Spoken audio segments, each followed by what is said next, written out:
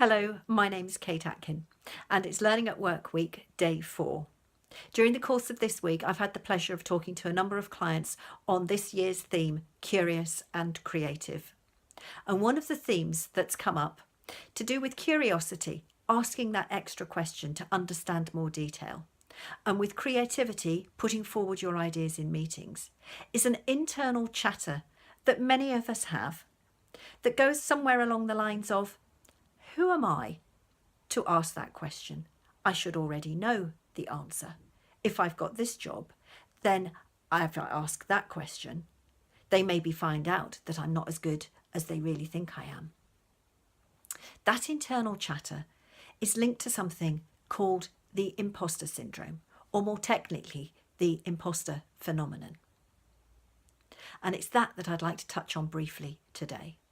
Because one of the things of the imposter phenomenon, if you experience it, is an intense fear of failure. Now, why? Why do we need to be perfect all of the time? I know, for instance, that in recording these videos, they have not been perfectly articulated. You may not have spotted those errors, but I certainly have. But does it really matter? And sometimes we need to let go of that desire to be perfect and risk failure, risk a comment that suggests that it's not 100% correct. So one of the suggestions I have for you, if you have this desire to be perfect, is to understand that, as you probably already are aware, it's not reality. None of us can be perfect.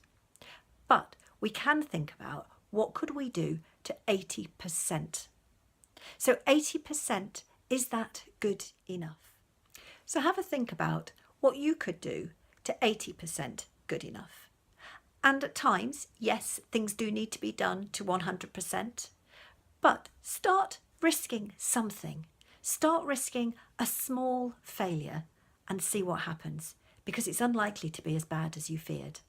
I look forward to hearing how you get on.